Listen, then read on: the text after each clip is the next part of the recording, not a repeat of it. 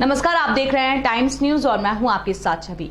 मध्य प्रदेश के इंदौर में पिछले साल सितंबर माह में विजयनगर पुलिस ने महालक्ष्मी नगर इलाके में देह व्यापार के अड्डे का पर्दाफाश कर 21 लड़कियों को मुक्त कराया था, जिनमें से कई लड़कियां बांग्लादेश की थी। इसके बाद उस दौरान पूरे मामले के तार एमडीएमए ड्रग्स मामले से जुड़े थे। इसके बाद पुलिस ने कार्रवाई करते हुए कुल 33 आरोपियों को गिरफ्तार किया था।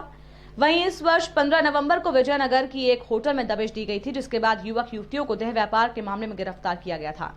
तब 3 युवतियों की पहचान पर पुलिस को संदेह हुआ और पूछताछ में पता चला कि युवतियां बांग्लादेश से अवैध तरीके से बॉर्डर पार कर लाई गई थी। बता दें कि पुलिस को हर मामले में विजय दत्त नामक शख्स की ही शिकायत मिल रही थी, लिहाजा मुंबई के विजय दत्त को ढूंढकर गिरफ्तार करना पुलिस के लिए एक बड़ी चुनौती था, क्योंकि आरोपी हर वक्त अलर्ट मोड पर रहता था और अपनी विजय दत्त वाली पहचान भी उजागर नहीं करता था। हालांकि ये बात अलग है कि इंदौर पुलिस ने पहली ही शिकायत के बाद विजय दत्त की मिस्ट्री सुलझाने के प्रयास शुरू कर दिए थे।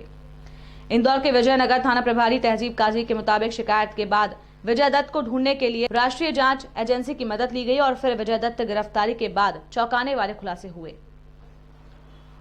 उन्होंने बताया कि विजय दत्त का असली नाम मोमिनुल हुसैन है, जो बांग्लादेश के पावना गांव का रहने वाला है। वो 10 साल पहले बांग्लादेश से भारत आया था और फिर उसने फर्जी तरीके से राशन कार्ड और उसके आधार पर पैन कार्ड, आधार कार्ड और पासपोर्ट विजय दत्त के नाम से बनवा लिया था। विजय दत्त उर्फ मोमिनुल ने भारत में कदम रखते ही सेक्स के धंधे में अपनी किस्मत आजमाई और वो शुरुआत में सफल हो गया। पुलिस के मुताबिक विजय दत्त ने देह व्यापार फैलाना शुरू किया और फिर वो बांग्लादेश में अपनी पत्नी के एनजीओ और दलालों की मदद से मानव तस्करी कर अवैध रूप से सीमा पार करवाकर गरीब व बेसहारा युवतियों को नौकरी दिलाने के नाम पर भारत बुलवाता था।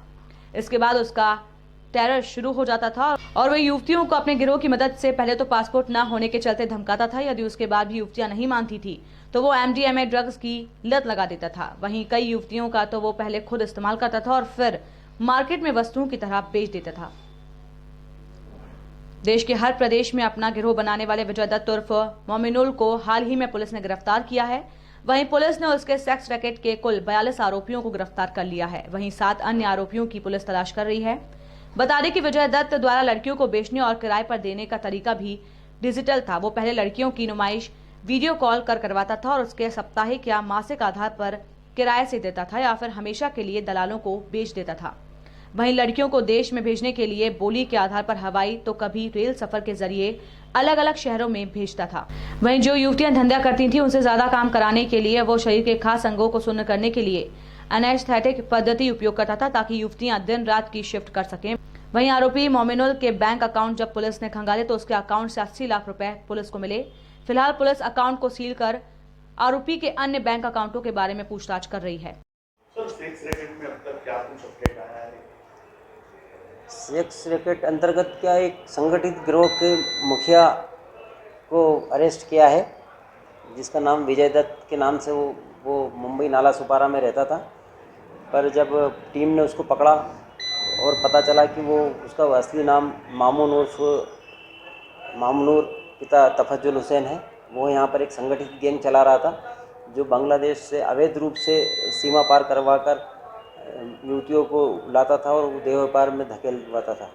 फिर बाद में एजेंटों के माध्यम से पूरे देश में उनको भेजता था और उसकी प्रताड़ना देने के दौरान वो कई तरह की चीज़ें करते थे और उस प्रताड़ना में वो ड्रग्स का भी उपयोग करते थे, केमिकल का भी उपयोग करते थे।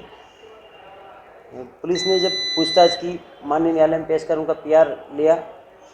पीआर लेने के बाद में जब उसके घर में तलाशी ली गई तो उसके पास से बहुत से दस्तावेज मिले हैं, जिसमें उसने भारत में Aadhaar card, driving licence, ration card, passport उनने नकली फर्जी दस्तावेजों के आधार पर तैयार कर लिए थे, वो बरामद करे हैं।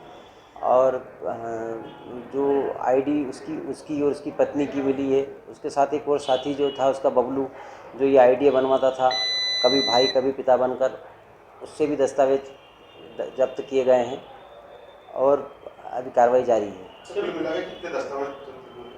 अभी उनके लगभग काफ़ी दस्तावेज जो आवश्यक होते हैं वो तो जब्त किए जा चुके हैं और भी किए जा रहे हैं और कुल अभी इस नए केस में 20 और पहले 33 करके 51 के लगभग आरोपी गिरफ्तार किए जा चुके हैं। सर, महाराष्ट्र में भी अभी एक टीम लगी हुई है, क्या कुछ अपडेट आया? हम जो टीमें गई हैं उनने ये दस्तावेज वगैरह बरामद किए, जिससे ये सिद्ध हो रहा है कि हाँ ये नाम बदल कर रहता था अपना, और बांग्लादेश में इसका कुछ दूसरा नाम था और यहाँ पर दूसरा नाम से फर्जी दस्तावेजों के आधार पर ये संगठित गैंग चला रहा था और क्रॉस बॉर्डर ह्यूमन ट्रैफिकिंग का काम कर रहा था। सर, ये विजय की वाइफ का क्या रोल था? विजय की पत्नी, इसकी 2 पत्नियां थी। एक तो इसने शादी बांग्लादेश में की थी जाशना खातून से, और दूसरी इसने माया विश्वास के नाम से कलकत्ता में शादी की थी। तो जशना खातून इसके धंधे में इसकी मदद करती है, वो एक NGO चलाती थी, उसके माध्यम से मदद करती थी। और वो यहाँ भारत में भी उसने अपनी ID बना ली, 2 जगह उसके आधार कार्ड, बांग्लादेश में भी और यहाँ पर भी बनवा लिया उसने। कर चुके थे।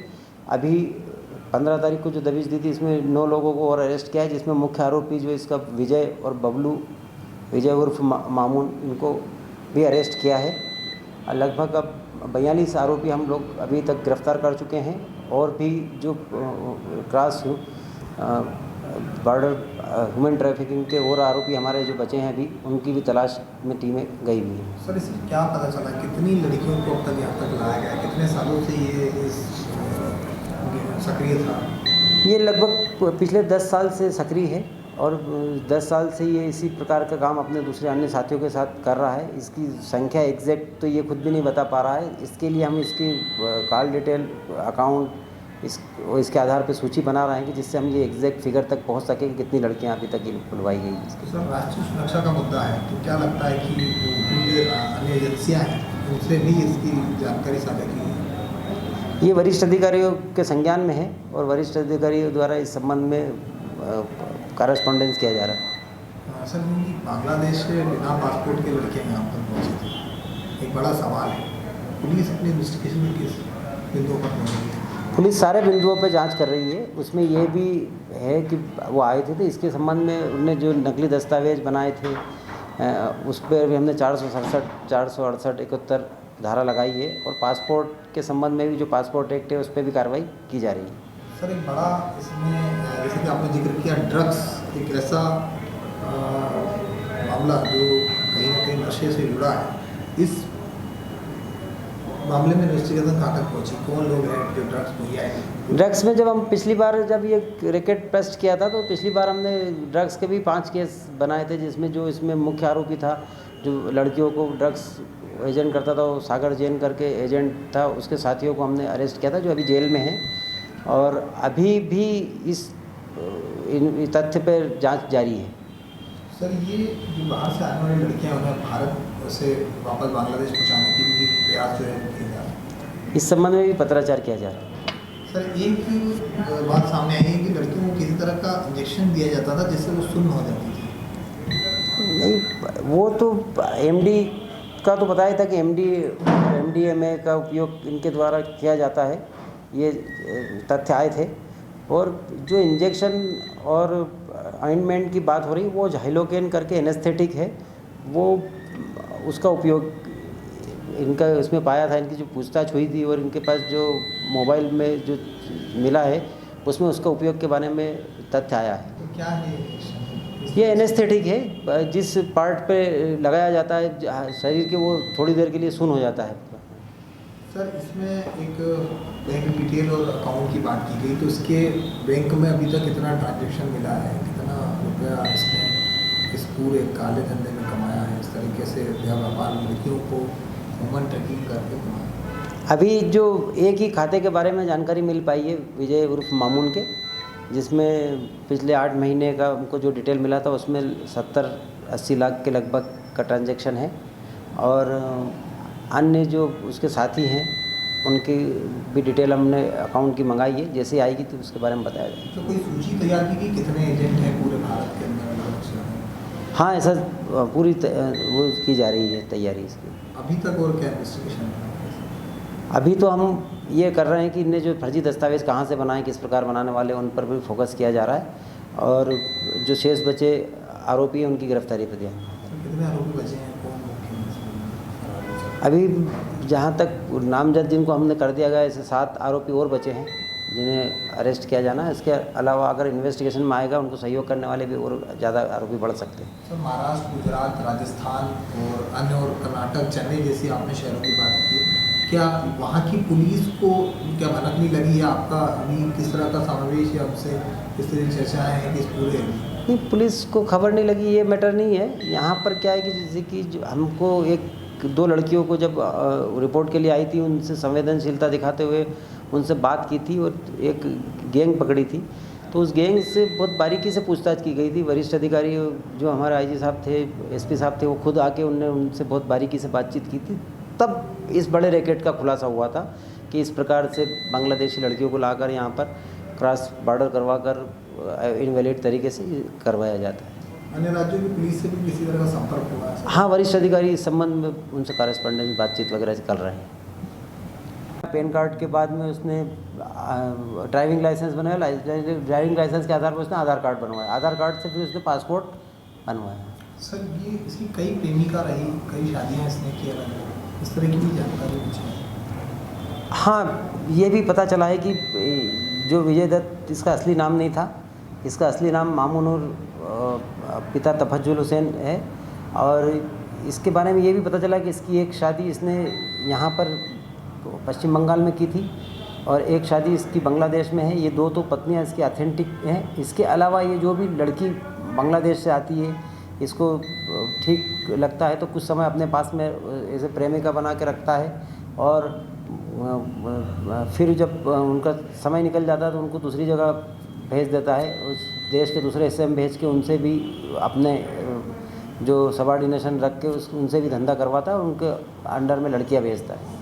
तो ये लड़कियां जो एजेंटों को देता, क्या उनकी कीमत होती थी, किस तरह से ये पूरी डील होती थी, कैसे वो बात करते थे, क्या वर्ल्ड इसमें? जब लड़की को बॉर्डर क्रॉस करा कर यहाँ लाते थे, पहले तो 6 महीने उसको ट्रेन करते थे, उसको छोटे कपड़े देकर ये लड़कियों द्वारा और जो दूसरे एजेंट होते उनके द्वारा उसको मारपीट कर इसके लिए विवश किया जाता था। फिर उसके बाद उनको धमकाया जाता था कि आपके पास पासपोर्ट वगैरह नहीं है, इसलिए आप जाएंगे बाहर तो पुलिस आपको पकड़ लेगी।